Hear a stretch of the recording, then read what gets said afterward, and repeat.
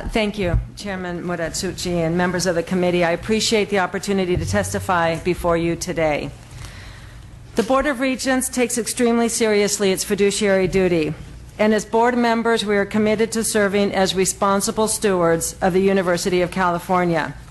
This means exercising the appropriate oversight, ensuring that proper systems, controls, policies, and procedures are in place for the effective management of the university. We seek to be fiscally prudent and to deploy university funds in a manner most consistent with our mission, and above all else to maintain the public trust in this exceptional institution. The Regents have done so consistently throughout UC's history, and I wish to reaffirm that to you today. An example of the Regents' commitment to effective oversight has been our direct engagement in the audit process, the development of the audit response, and our communication with the State Auditor herself. I, along with Regents Charlene Zettel, the Chair of the Audit and Compliance Committee, former Regent Russ Gould until the conclusion of his term, and Regent John Bettis, who joined us when Regent Gould departed, met with the State Auditor on several occasions with the goal of establishing a constructive dialogue about the process, the substance, and the tone of the final report. I believe that our direct engagement demonstrates the seriousness with which we take our duties as Regents, as well as our expressed commitment to acknowledge and act upon the recommendations to the extent that there is agreement.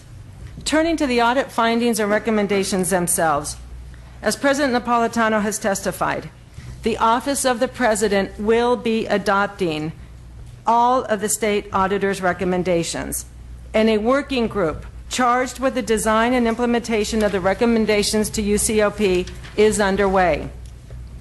I too believe these recommendations are largely helpful.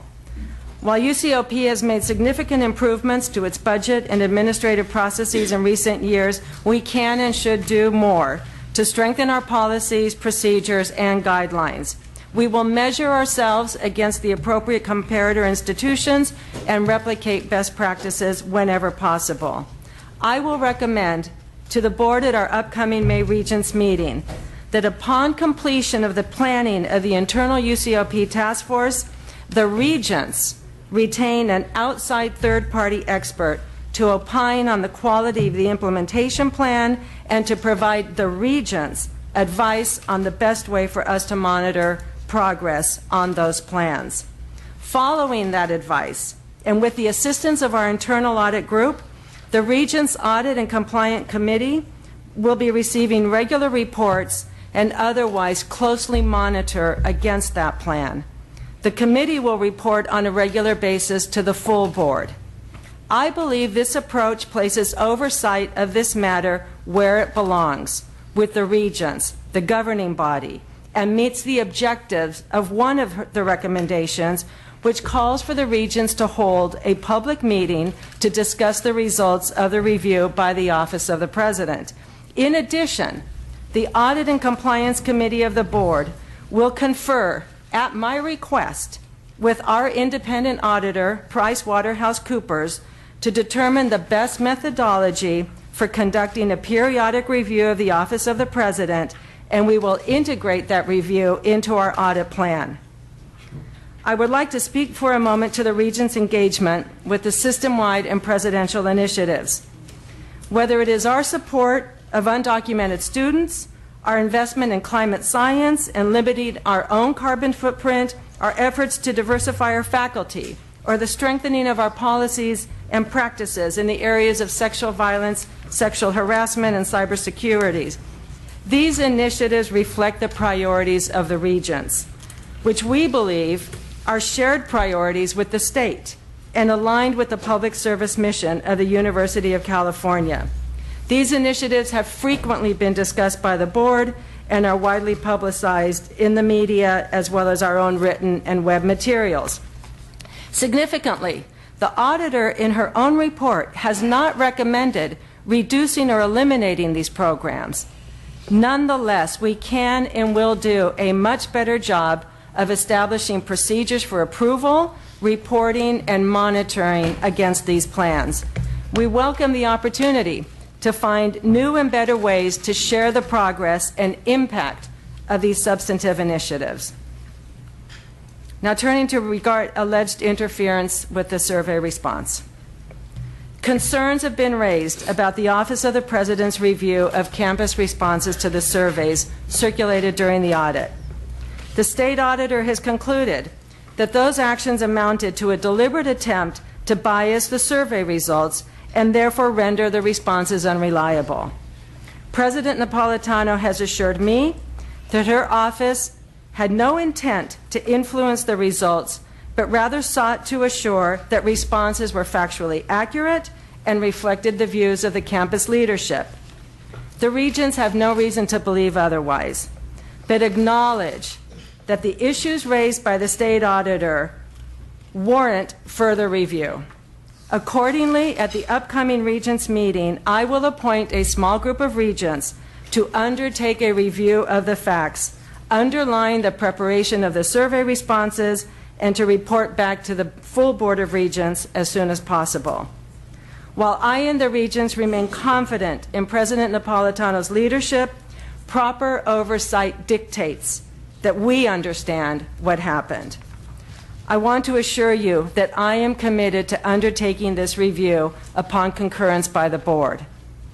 Finally, I would like to take the opportunity to speak to the recommendations made to the legislature.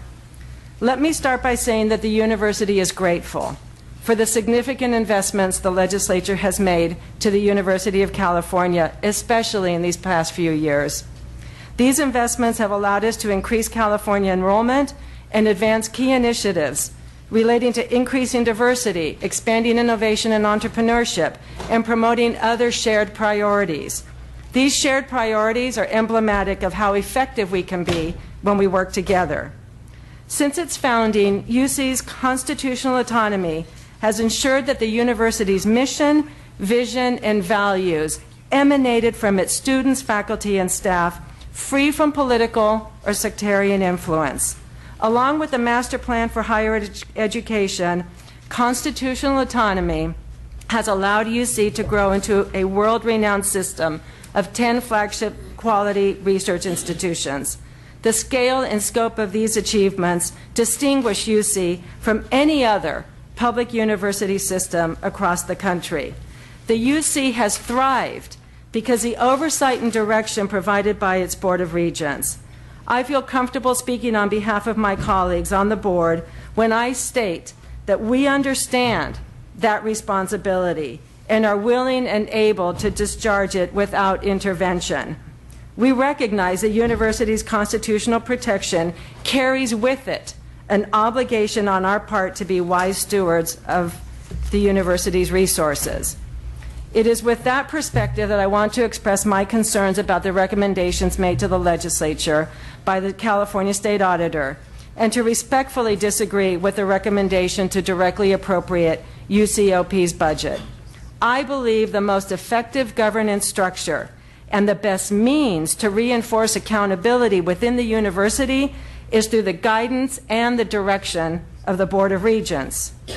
In conclusion, I want to thank you for the opportunity to speak to you today, but to underscore our commitment as a board in regards to our fiduciary duty and obligation overseeing the UC. In any large and complex organization, there is always room for improvement. And as the University of California fiduciaries, we are fully committed to working towards greater transparency and accountability.